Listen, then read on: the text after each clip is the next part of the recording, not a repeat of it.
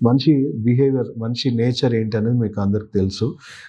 ఏ కష్టం లేకుండా ఎక్కువ సుఖం రావాలని కోరుకునే వ్యక్తిత్వం మనందరికి ఉంటుంది. ఎంతో కొంత అందరికి ఉంటుంది.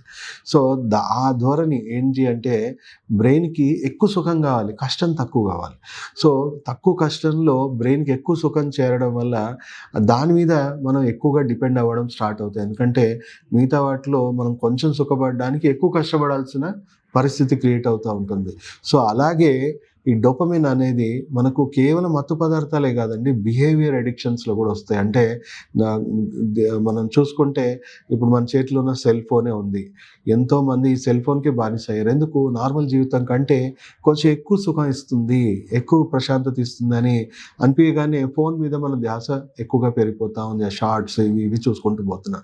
అలాగే పిల్లలు చూసుకుంటే గేమ్స్, పెద్దవాళ్ళు గ్యాంబ్లింగు, బెట్టింగ్‌లు, తర్వాత షాపింగ్‌లని రకరకాల బిహేవియర్ అడిక్షన్స్ ఉన్నాయి. దాంట్లో గూడా కొంతమంది లిమిట్స్‌కి మించిన బిహేవియర్ అడిక్షన్స్ అనేవి క్రియేట్ అవుతా ఉన్నాయి.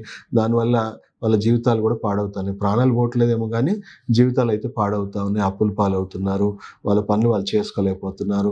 వాళ్ళు నార్మల్ జీవితానికి పనికి రాకుండా పోతా ఉన్నారు.